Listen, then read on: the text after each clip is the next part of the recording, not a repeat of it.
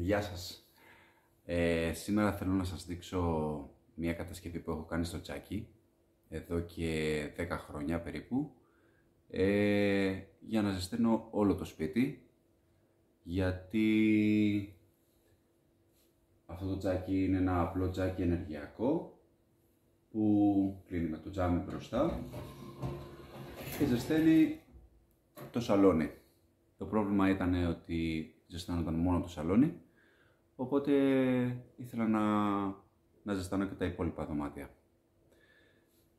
Στην αρχή δεν το είχα σκεφτεί όταν έβαλα το τζάκι, οπότε δεν είχα κάνει τις κατάλληλες προετοιμασίες, να βάλω σωλήνες κλπ. Και έτσι την επόμενη χρονιά που μείναμε σε αυτό το σπίτι σκεφτόμουν πώς θα το κάνω, πώς θα το κατασκευάσω, και είδα μερικά βιντεάκια στο YouTube, πήρα ιδέες, οπότε σκέφτηκα σήμερα να σας δείξω και τις δικές μου ιδέες, γιατί δεν θα ήταν άσχημο να το κάνετε κι εσείς. Χειμώνας έρχεται, το πετρέλαιο έχει ακριβήνει και θα σας δείξω τώρα το δικό μου τρόπο πώς το κατασκεύασα.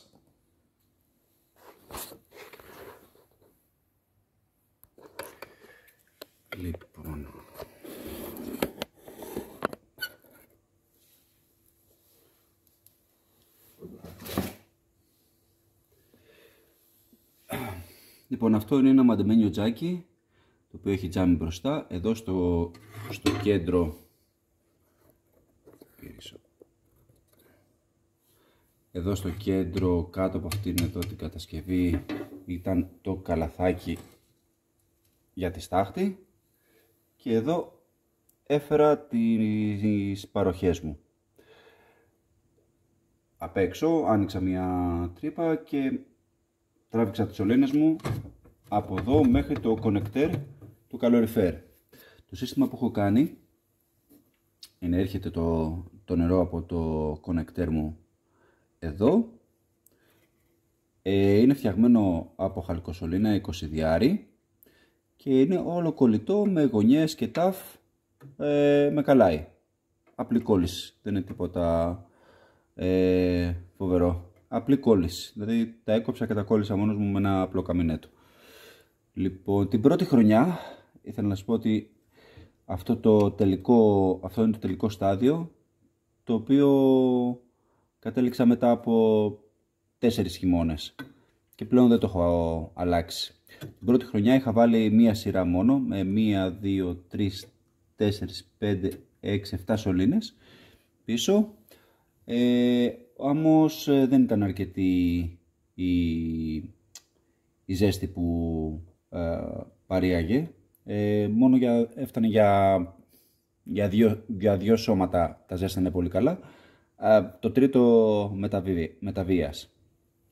Οπότε την επόμενη χρονιά πρόσθεσα και άλλη 1, 2, 3, 4, 5, 6 σωλήνες στο κέντρο και κάποιες εδώ λίγο πιο πάνω που θα σας δείξω σε λίγο.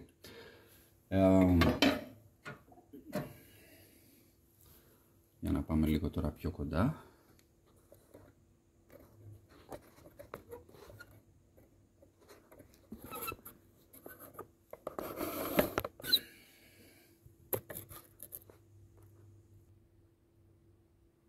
Λοιπόν, βλέπετε εδώ ότι το νερό έρχεται από κάτω, ανεβαίνει επάνω, ανεβαίνει και στις μπροστά και στις πίσω σωλήνες. Εδώ ανεβαίνει σε αυτό το σημείο, κάνει μια στροφή, κάνει αριστερά, εδώ ανεβαίνει εδώ, πάει δεξιά και ενώνεται με την άλλη μεριά, και όλες μαζί καταλήγουν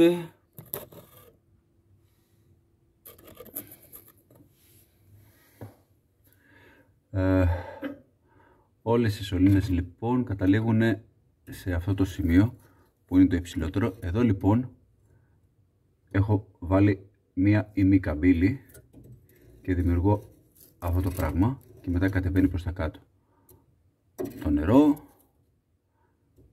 γύρω, κάνει εδώ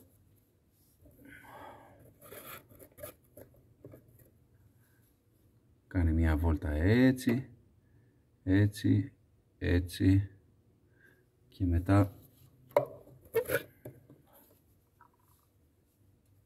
έχω προσθέσει άλλη μια ημικαμπύλη εδώ, έτσι λίγο καλύτερα.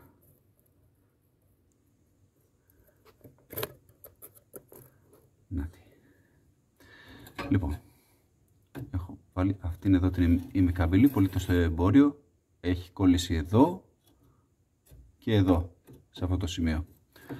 Αυτά εδώ ήταν τα εξαρτήματα που μου λύσανε όλα τα προβλήματα που είχα μέχρι εκείνη την ώρα. Λοιπόν, για να πούμε λίγο έξω.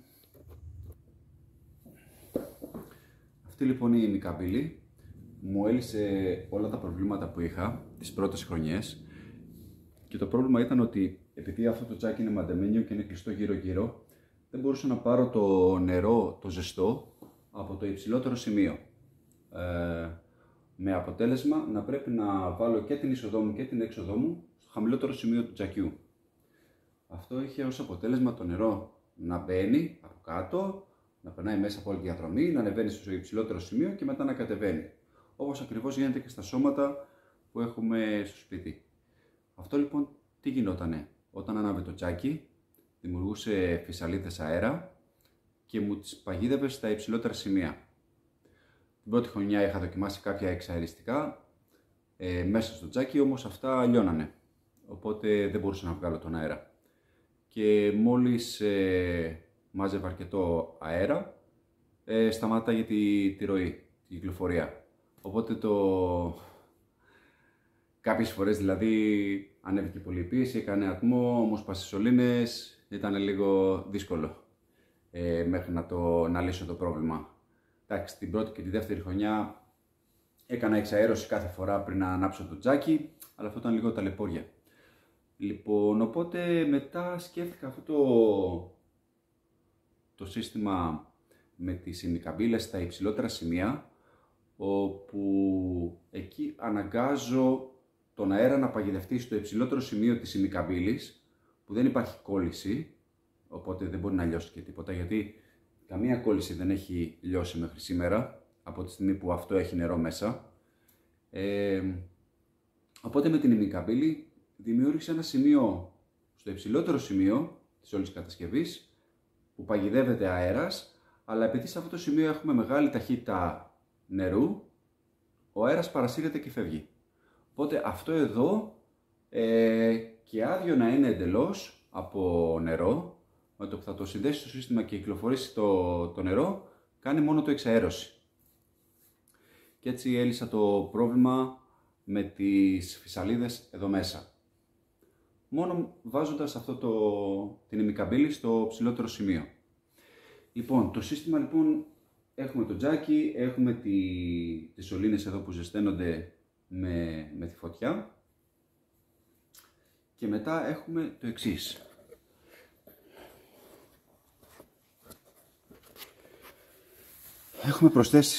Έχω προσθέσει έναν κυκλοφορητή στο κύκλωμα.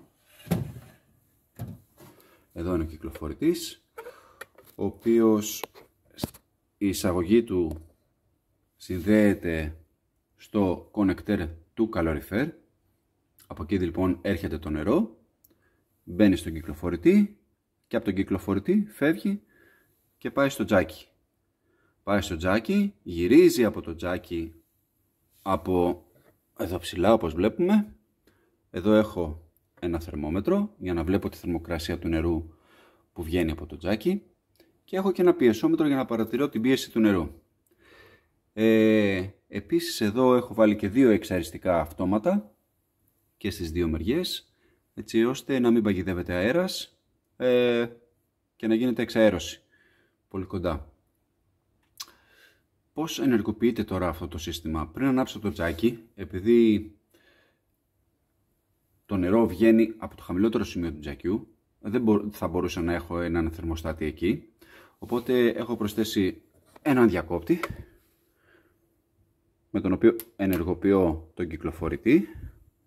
Ανάβει και ένα λαμπάκι εδώ για να το βλέπω ότι το έχω αναμένο, και ξεκινάει ο κυκλοφορητής.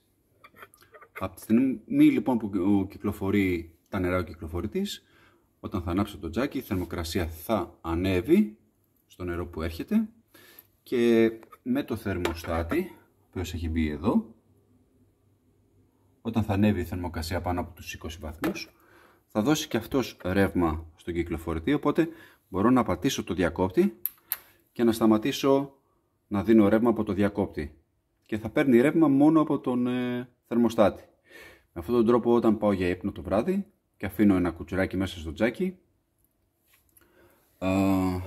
ο κυκλοφορητής συνεχίζει να λειτουργεί και το σύστημα λειτουργεί. Οπότε μόλις σβήσει το τζάκι, μετά από καμιά ώρα περίπου, μπορεί και παραπάνω, όταν θα πέσει η θερμοκρασία του νερού, θα σταματήσει και ο κυκλοφορητής. Το θέμα είναι τι θα γίνει αν έχουμε διακοπή ρεύματος και έχουμε αναμένο το τζάκι.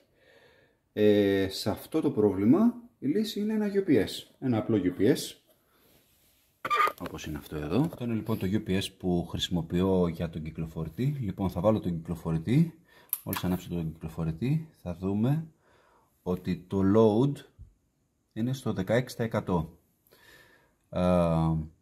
του UPS. Οπότε θα το βγάλω από την πρίζα. Τώρα η μπαταρία μου είναι περσινή, θα πρέπει να πάω να πάρω μια καινούρια. Οπότε ο κυκλοφορητής μου λειτουργεί κανονικά. Τώρα αυτή η μπαταρία είναι περσινή και ο κυκλοφορητής λειτουργεί κανονικά. Σαν ποσοστό είναι 24%. Η μπαταρία μου λέει είναι στο 50%. Σίγουρα με την περσινή μπαταρία, η οποία δεν είναι και πολύ καλή πλέον. Ο κυκλοφορητής βλέπουμε ότι λειτουργεί, να αναμένω το λαμπάκι. Μπορούμε να το τσεκάρουμε κιόλας κλείνοντας την έξω, θα δούμε ότι θα ανέβει η πίεση. Έτσι τσεκάρω κιόλας ότι έχω κίνηση στο νερό. Λοιπόν, και λειτουργεί κανονικά. Ο κυκλοφορητής μου είναι αυτός εδώ. Στη μέγιστη παροχή είναι 93 W.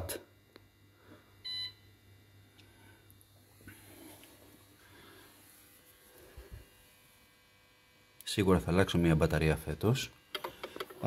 Πάντως και με αυτή την μπαταρία σίγουρα μισή ώρα θα λειτουργήσει σίγουρα ο κυκλοφορητής. Οπότε έχουμε το περιθώριο, αν όντως έχουμε πολύ μεγάλη διακοπή ρεύματος, να σβήσουμε τη φωτιά ή να μην προσθέσουμε άλλα ξύλα.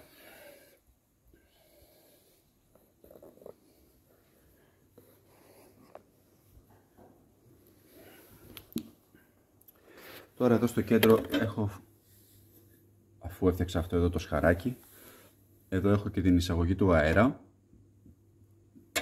η οποία βγαίνει αυτό εδώ για να μπορούμε να το καθαρίσουμε, και έχει και κλαπέτο για να ρυθμίζω το πόσο αέρας μπαίνει μέσα στο τζάκι, αν θέλω πολύ φλόγα ή λίγη φλόγα. Επίσης πάρα πολύ βοήθησε εδώ πίσω από τις σωλήνες, έχω βάλει και μία, ας πούμε, λαμαρίνα. Βέβαια είναι με τρύπες, αλλά αυτή η λαμαρίνα κατευθύνει τη φλόγα παράλληλα με τους σωλήνες και έτσι αυξάνει την απόδοση. Ένα πρόβλημα που έχω με τους σωλήνες είναι ότι γίνεται αυτή η βρωμιά πάνω τους, εδώ που βλέπουμε, το οποίο είναι κολλώδες και δεν φεύγει με ξύσιμο. Είναι σαν άσφαλτος, είναι ίζημα, κολλάει, και αυτό παράγεται από τα ξύλα. Πάει και κολλάει πάνω στους σωλήνες που σε σχέση με τη φλόγα είναι κρύοι. Δεν σκεφτούμε ότι αυτοί οι σωλήνες φτάνουν μέχρι 60 βαθμούς. Ό,τι βγαίνει από την καύση των ξύλων, ειδικά με τα πεύκα, πάει και κολλάει πάνω στους σωλήνες.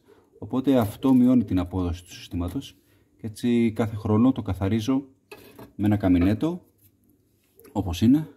Εδώ θα δούμε και τη διαφορά της καθαρής από τη βρώμικη.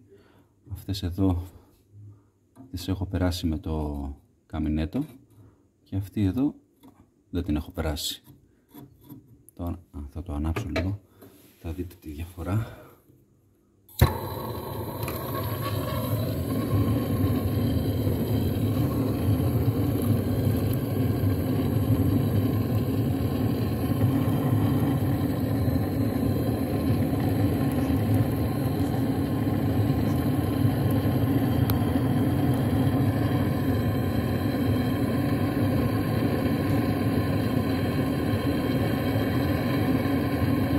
Τώρα το συσταίνουμε και αυτό λιώνει και φεύγει. Αυτό το κάνω 2 φορές το χρόνο για να φύγει αυτή η μάκα.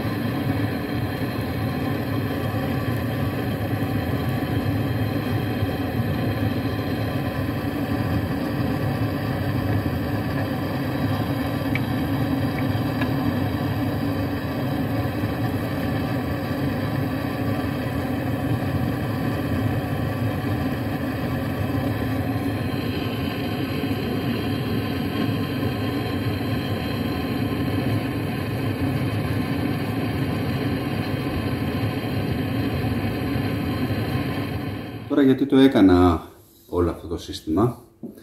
Αν το ήξερα, ενδεχομένως θα είχα πάρει ένα τζάκι εξ αρχής κατασκευασμένο με χιτόνια γύρω γύρω και θα το είχα συνδέσει με το καλοριφέρ, με τις σωληνώσεις μάλλον του καλοριφέρ.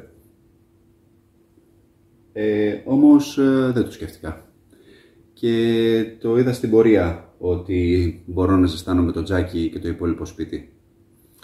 Το μεγάλο πλεονέκτημα είναι ότι τα σώματα λειτουργούν συνέχεια σε μια θερμοκρασία από 40 έως 55-60 βαθμούς, ανάλογα με το πόσο δυνατή είναι η φωτιά, και έτσι είναι πολύ γλυκιά η ζέστη και δεν γίνεται αποπνικτική.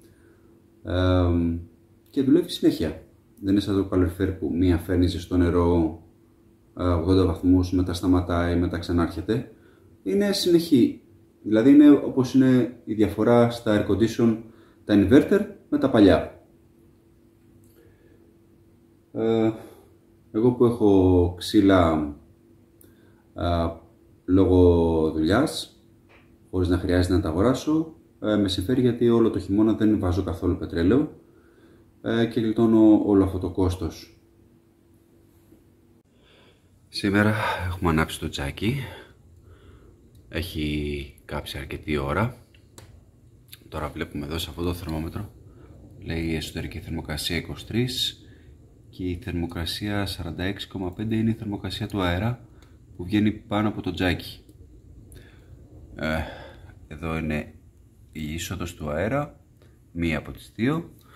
Έχει και άλλη μία εδώ κάτω στο πλάι, εδώ που έχω προσθέσει και ανεμιστήρα. Δεν τον λειτουργώ όμως γιατί κάνει φασαρία. Και η έξοδος είναι εδώ πάνω.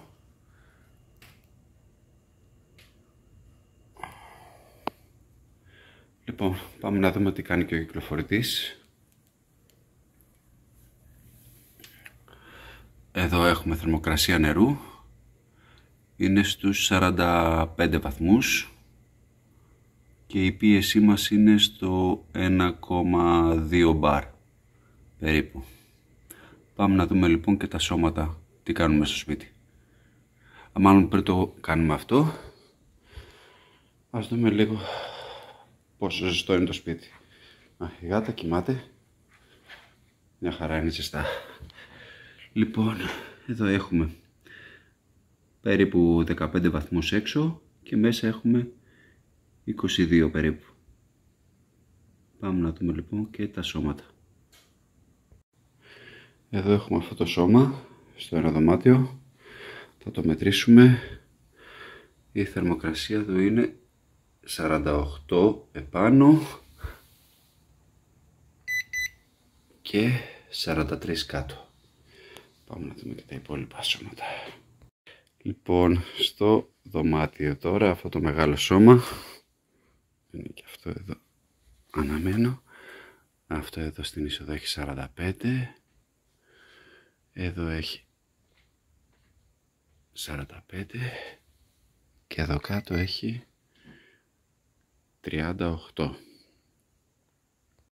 Στο μπάνιο που είναι και το πιο μικρό, αυτό έχει συνήθως τη μεγαλύτερη θερμοκρασία από όλα. Έχει 49.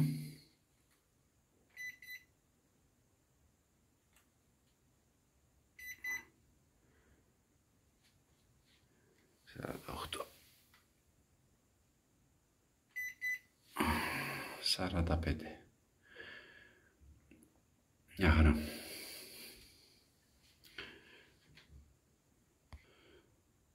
Και στο θερμόμετρο του δωματίου, όπως βλέπουμε, έχω 22 βαθμούς. Θερμοκρασία πολύ ικανοποιητική.